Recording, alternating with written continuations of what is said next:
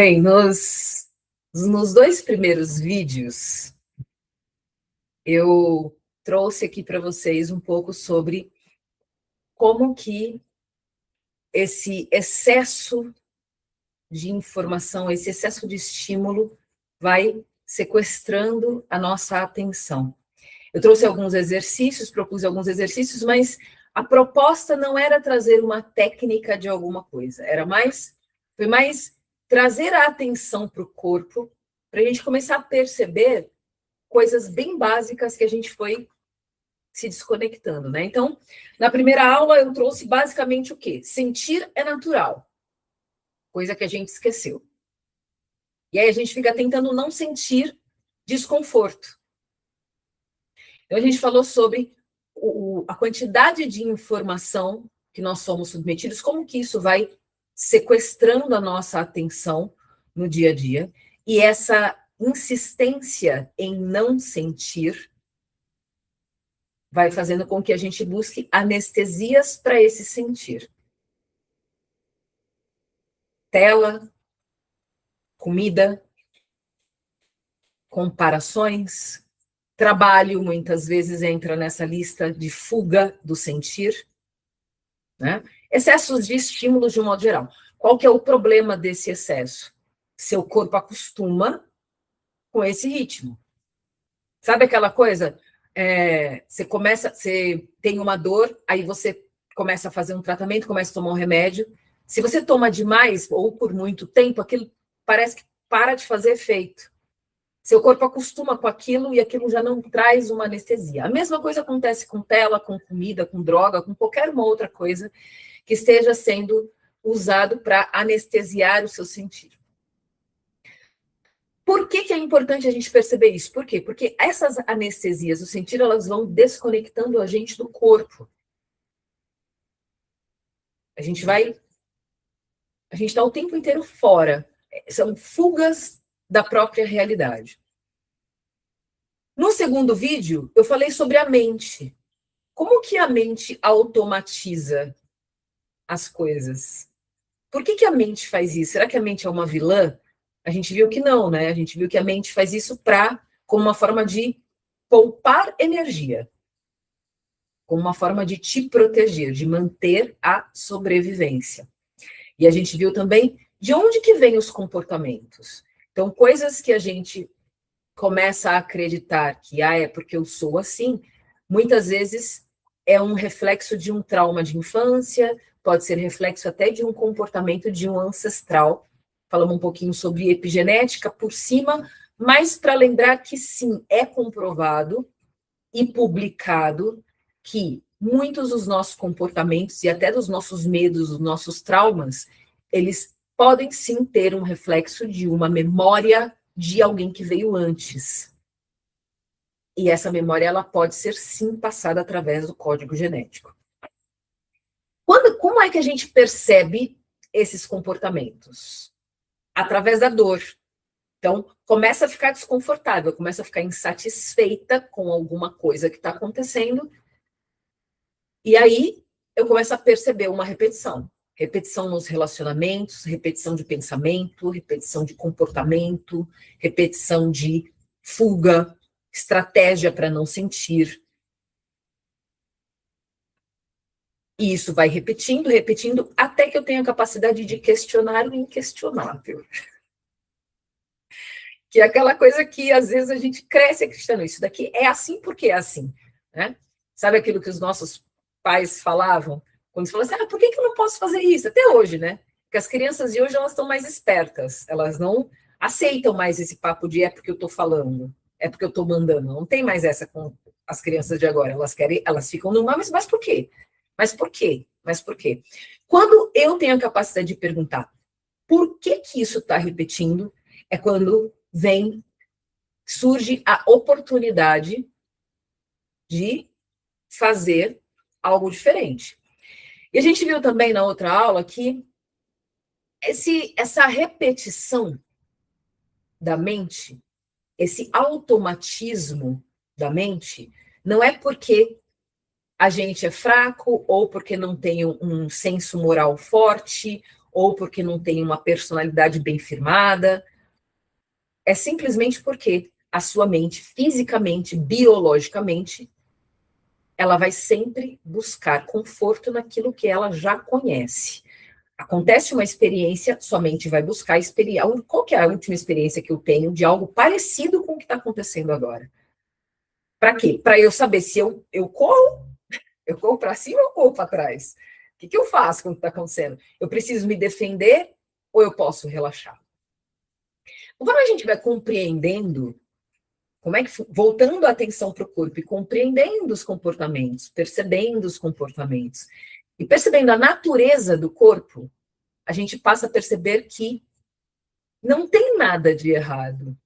Ou talvez não tenha nada de errado. Talvez seja só eu sendo convidada, convidado a prestar um pouco mais de atenção no que está acontecendo agora.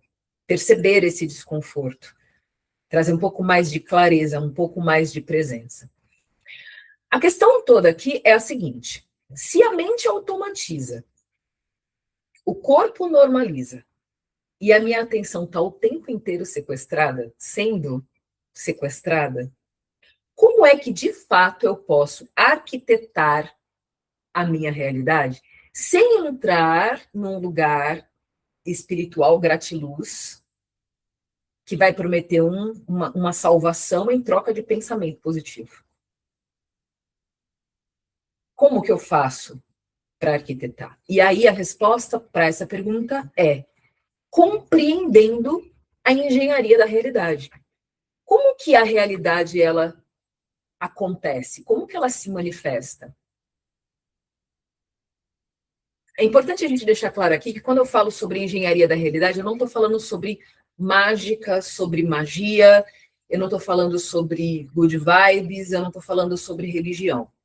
A engenharia da realidade é você compreender que a forma como você percebe, sente, interpreta e sustenta a sua vida é o que vai criar a sua realidade. Bem sem mística, bem sem esoterismo, é bem na prática. E a maneira como você reage aos eventos é um reflexo da sua estrutura interna, do seu padrão de crenças, das suas limitações, dos seus bloqueios. O que você acha que você pode e que você não pode? O que você acha que você é capaz ou que você não é capaz? É essa estrutura interna que vai manter a realidade ou mudar a realidade que você está vivendo. Ou seja, a realidade, ela não acontece apenas a partir dos eventos externos. Ela não é um resultado do acaso ou dos eventos externos. A minha realidade, ela se forma a partir de como eu sustento internamente o que está acontecendo. Ou de como eu sustento esse sentir dentro de uma realidade que a gente chama de vida. Porque é isso, né, gente? A gente dorme, acorda, trabalha, se relaciona, se diverte, chora, dá risada. Como que eu lido com isso? Como que eu lido com frustração? Como que eu lido quando a coisa não acontece do jeito que eu planejei? Como que o meu corpo reage? O meu corpo colapsa? Como que eu me comporto? Eu me sinto vítima da minha realidade? Falamos isso semana passada, né? Eu me sinto refém da minha história quando a coisa não acontece do jeito que eu quero? E aí a gente volta para o corpo. Estamos falando sobre engenharia da realidade, né? A gente volta para o corpo, que foi marginalizado e até violentado durante muitas eras por crenças que validam a dor e o sofrimento, por crenças que fazem você acreditar que o difícil é muito mais gostoso. Para você ficar nessa eterna busca de dopamina, e aí você não consegue só aquela sensação de silêncio e de paz começa a incomodar. Eu tenho que estar buscando alguma coisa, eu tenho que estar competindo. Estar no primeiro lugar parece que não tem sabor. Você perde o tesão depois que você conquista. E aí você fica o tempo inteiro nesse lugar. Esse corpo, ele foi totalmente treinado para acreditar que se não tiver muito esforço, muito sofrimento, muita dificuldade, você não tem valor. E aí eu não consigo descansar. A questão toda, gente, é que assim, dentro dessa marginalização do corpo, essa violação dessa natureza, o corpo, ele passou a ser um detalhe na experiência para muitas pessoas e não a bússola. A desconexão com o corpo e com os 5 sentidos faz a gente perder o senso de direção. Eu posso, eu não posso. Eu quero, eu não quero. É o nosso corpo que sinaliza, que avisa quando alguma coisa desorganizou. Quando o meu sono desregulou, quando eu estou extremamente cansada, cansado. É o corpo que avisa quando... É o corpo que me faz perceber quando a minha mente não para. É o corpo que sinaliza excesso de estímulo, tensão, dor. Só que esse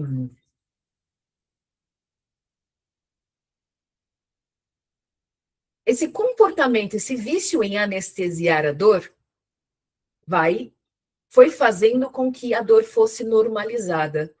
O desconforto fosse normalizado como tem que ser difícil. Senão, não tem graça. Ou seja, quando a gente olha para o corpo desse ponto de vista, 5 sentidos que captam toda a experiência e que isso é interpretado, e que essa interpretação é o que vai fazer você reagir, e que é essa reação que vai te devolver um reflexo, a gente percebe que o corpo, ele é literalmente a infraestrutura da realidade.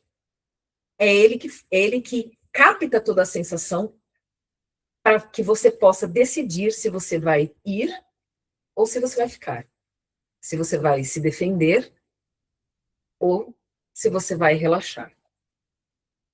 Conforme nós começamos a prestar atenção nessa comunicação do nosso corpo, e eu sugeri aqui para vocês nas últimas semanas essa percepção, nós vamos tendo a oportunidade de nos reconectar com aquilo que é natural, e é esse voltar de atenção para o corpo que faz biologicamente, fisicamente, o teu sistema nervoso relaxar.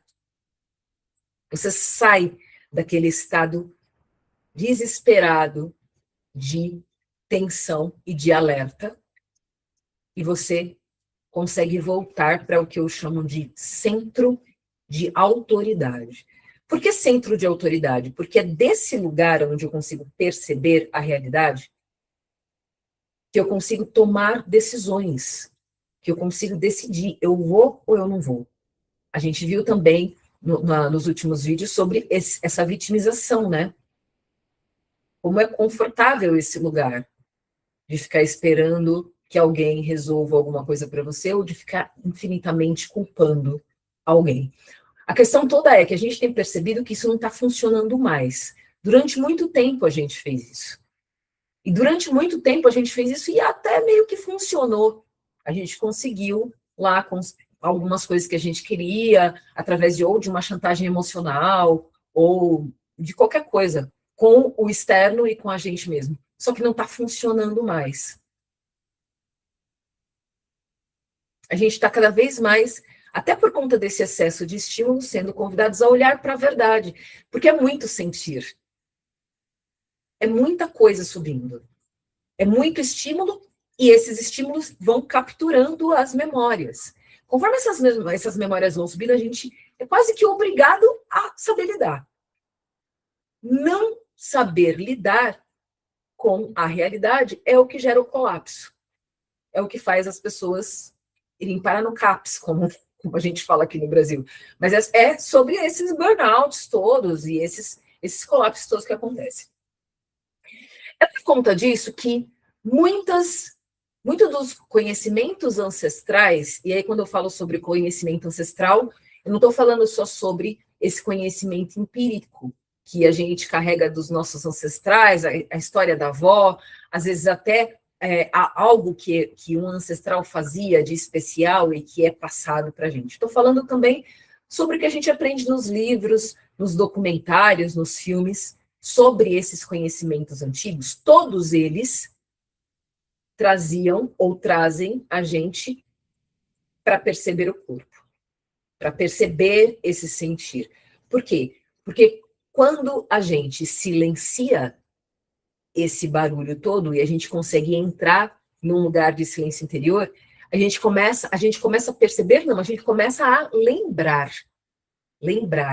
que a vida tem um ritmo.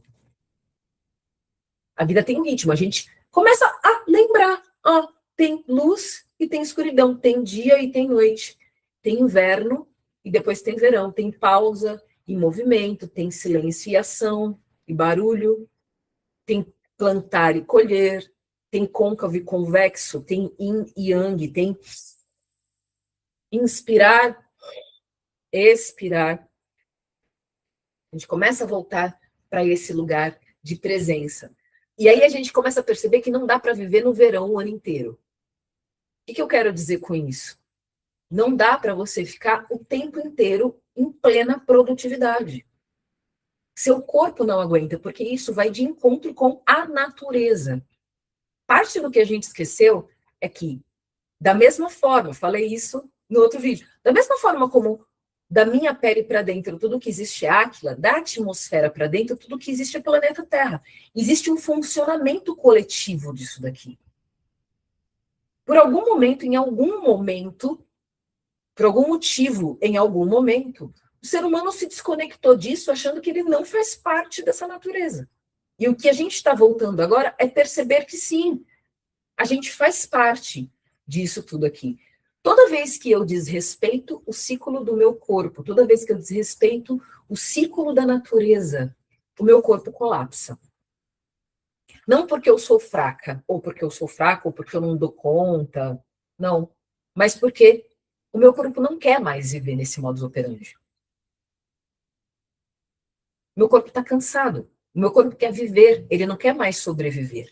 Essa regra biológica de luta ou fuga, que é o que coloca o nosso corpo em sistema de alerta, ele, num modo natural, ele só funciona quando tem um perigo real. Você só fica em estado de alerta quando tem alguém com uma arma na sua cabeça, ou quando tem um leão tentando te devorar. Você não fica em estado de alerta na hora que é para você dormir. Isso não acontece. E aí a gente vai voltando para esse lugar onde eu consigo perceber esses ciclos e principalmente perceber o quanto voltar a me conectar com esse ritmo natural, a perceber qual que é o meu ritmo natural. Tem pessoas que são mais diurnas, né? Eu sou uma pessoa super diurna. Começa o dia, pá, eu acordei. Amanheceu, eu acordei. Chega 9, 10 da noite, eu já tô, não peço para muita coisa. Tem gente que é o contrário. Tem gente que trabalha de madrugada, tem um super pique de madrugada, de manhã. Qual que é o seu ritmo? Então, a gente tem um ritmo pessoal, individual, singular, e existe um ritmo natural do fluxo. Dia, desperta sua glândula pineal, seus hormônios entram numa dinâmica para você se movimentar. A hora que começa a anoitecer, são outros hormônios que começam a funcionar. Para lembrar o seu corpo que, está na hora de dormir. É por isso que aqui na Fábrica do Sentir, nós resgatamos conhecimentos ancestrais, conhecimentos xamânicos e outros códigos antigos, não como uma forma de criar um dogma novo, uma religião, ou para trazer um conforto instantâneo, ou para buscar uma salvação, uma resolução dos nossos problemas, mas como uma forma de voltar a observar a própria vida, voltar para esse analógico. Quanto poder tem nesse lugar onde a gente consegue estar presente com a gente? Uma das coisas mais difíceis hoje, gente, é a gente conseguir ficar 5 minutos em silêncio. Silêncio. E aí, quando eu falo silêncio, estou falando sem internet, sem televisão, sem música, sem TV ligada. Tem gente que fica com a televisão ligada o dia inteiro e nem assiste a TV, mas precisa de um barulho de fundo. Por quê? Porque a hora que silencia, você faz contato com a verdade do que você sente, com a verdade do que você quer. E é isso que gera desconforto, porque se eu descubro que eu quero uma coisa que é diferente do que eu estou vivendo, como que eu vou mudar isso aqui? Como que eu vou comunicar para as pessoas do meu entorno que eu não quero mais fazer isso, que eu não quero mais estar aqui, que eu não quero mais participar disso, e assim por diante? E a gente começa a entrar nesse conflito interno. Como que os ciclos da natureza e as estações do ano interagem com o nosso corpo, com os nossos ciclos pessoais? Vocês já perceberam que muda o seu comportamento dependendo da estação do ano? Um pouco também disso que eu falei agora sobre noite e dia. Tem gente que funciona melhor à noite, gente que funciona melhor de dia, tem mais pique. Como que a minha capacidade de fazer silêncio interior pode, só isso, o treino de fazer silêncio pode me trazer respostas práticas para as minhas questões do dia a dia?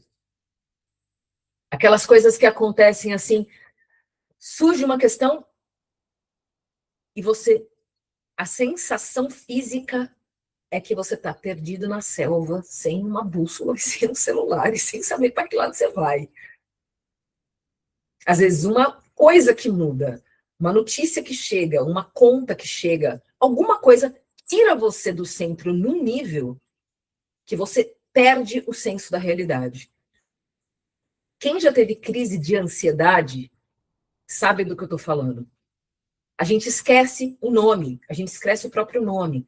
Tanto que quando você chega num lugar e se você é tido ou tida como uma pessoa que está meio fora do ar, a primeira coisa que a pessoa é instruída a fazer é perguntar qual é o seu nome. Você sabe qual é o seu nome? Você sabe falar o seu nome? Isso é para trazer essa pessoa de volta. Como que a minha atenção com essa fala do meu corpo pode melhorar, na prática, melhorar a minha saúde e as minhas relações? Será que isso funciona na prática ou é só uma conversa? Foi exatamente por conta desses questionamentos e dessa observação que surgiu, que nasceu o GPS da alma. Não como uma técnica de cura espiritual ou uma ferramenta quântica, mas como um mapa de retorno ao centro, um mapa que te traz de volta para esse centro de autoridade. É um mapa que ajuda você a perceber o seu próprio corpo, a compreender os padrões, a perceber e compreender seus padrões de comportamento. É aquele momento que você percebe, isso daqui é meu? Nossa, eu estou fazendo igualzinho. O que chega de gente aqui na Fábrica do Sentir com essa fala, que fala assim, não sei o que fazer, eu estou repetindo a mesma coisa que minha mãe faz, eu não quero ficar igual a minha mãe, eu não quero ficar igual ao meu pai, mas eu estou fazendo igualzinho. Ajuda você a perceber essas repetições, esses padrões. É um mapa que ajuda você a regular as suas emoções. Você aprende a se regular, em vez de se manter nesse lugar de dependência, ou química, ou emocional, ou qualquer coisa do gênero. GPS da alma tira você do piloto automático, ensina você a sair do piloto automático. Ajuda você a lembrar qual que é a verdade da sua vontade, o que você quer de verdade e o que você está fazendo porque você quer agradar as pessoas. Ajuda você a tomar decisões conscientes e sustentar essas decisões, assumir responsabilidade pelas escolhas que você faz. Ou seja, a proposta do GPS da alma é ajudar você a dirigir a sua própria vida sem culpa e sem dependência. Porque quando a gente está há muito tempo agindo do mesmo jeito, quando a gente está muito tempo fora do nosso lugar, se colocando no lugar dos outros, ou colocando todo mundo, a vontade de todo mundo na frente da sua, a gente esquece. A gente literalmente esquece o que a gente quer. Quando a gente começa a voltar a se colocar em primeiro lugar, a fazer contato com a verdade do que eu quero, muitas pessoas se sentem culpadas. Culpadas de se cuidar em primeiro lugar. Culpada quando fala não para uma coisa que você não quer fazer. Fica com vergonha de aceitar um convite que você quer aceitar, mas que você passou uma vida inteira achando que você não podia, que você não merecia, ou qualquer coisa do gênero. A proposta do GPS da alma não é colocar você num lugar de perfeição, nem te promete que a sua vida vai virar um mar de rosas. Não é essa a proposta. A proposta é você recuperar a sua capacidade de estar presente com o teu corpo, principalmente, e de você viver a sua vida a partir do seu centro de autoridade. O centro de autoridade é justamente esse lugar onde você decide. Você decide porque você está presente com o que você quer. No GPS da alma, a gente junta conhecimentos de neurociência, epigenética, comportamento humano, com códigos ancestrais, conhecimentos antigos. Resgata esses conhecimentos para poder usar na vida prática, para poder fazer com que você consiga não se perder na selva dos pensamentos e dos sentimentos, na selva de pedra. Por quê? Quando eu estou estressada, cansada, se eu vou para a praia, se eu vou para o meio do mato, é fácil, né, gente? Abraçar uma árvore e se autorregular é muito rápido. Como que eu me autorregulo quando eu estou tendo uma crise de ansiedade no trânsito? Alguém aqui já passou por isso? E aí? Eu consigo voltar para o meu centro de direção, que envolve localização, tá? Localização geográfica, inclusive. A proposta é juntar esses conhecimentos para que você tenha, para te devolver a capacidade de lembrar quem você é, lembrar o que você quer, lembrar o que fazer numa situação de pânico. Estou me sentindo totalmente desconectado. Recebi uma notícia que me tirou do centro. Como que eu faço? Às vezes te devolver a capacidade de ligar para alguém e pedir ajuda, porque dependendo do nível de estresse, você não consegue nem lembrar seu nome. Quem dirá onde está seu telefone, quem que eu posso chamar, quem que eu posso avisar que eu saí do centro, né? Isso sem fantasias. Quem está aqui na Fábrica do Sentir há um tempo sabe que eu sou boa em quebrar história, conversa fiada. A mente começa a trazer conversa fiada, a gente vem, volta para o centro. Vamos observar o que de fato está acontecendo. Isso para a gente conseguir viver, né? Viver de uma forma mais lúcida, viver de uma forma mais segura, conseguir acalmar esse corpo, conseguir contar uma nova história para esse corpo. Porque é mudando a sua estrutura interna, o seu pacote de crenças e o seu comportamento que você começa a arquitetar uma nova realidade. É a partir de dentro. Eu sei que muitas vezes isso pode até parecer um papo clichê terapêutico, mas é real, é físico, é estrutural. Devolver essa capacidade de decidir, se comprometer com a sua decisão, ter disciplina para repetir uma nova história para o teu corpo. Sair dessa ideia de que alguém vai vir te salvar, ou de que alguém tem responsabilidade pela tua felicidade. É uma verdade meio dura num primeiro momento, mas acredite em mim, é muito libertador. É muito libertador quando você percebe que tudo que depende de você só depende de você. E que depois que você aprende a estar com você, nunca mais você fica sozinha, nunca mais você fica sozinho. Eu espero que essas 3 aulas tenham trazido uma linha de raciocínio completa para vocês sobre esse assunto, que vocês tirem proveito disso. Quem quiser saber mais informações sobre o GPS da alma, sobre a mentoria GPS da alma, eu vou deixar informações na inscrição do vídeo. Mas o principal é, quem não assistiu a primeira e a segunda aula, primeiro e segundo vídeo, volta lá, assiste o primeiro, assiste o segundo, assiste esse de novo depois, manda para as pessoas. Quem ainda não se inscreveu no canal da Fábrica do Sentir, se inscreve aqui no canal para facilitar esse vídeo chegar para mais pessoas também. O mais importante é isso. Com essas informações que tem nessas 3 aulas, gente, você já consegue, com exercícios, você já consegue voltar para esse lugar em casos de crise. Esse é o mais importante. É lembrar que não importa o que aconteça, nem onde você esteja, você sempre vai estar no centro. Você só precisa lembrar disso.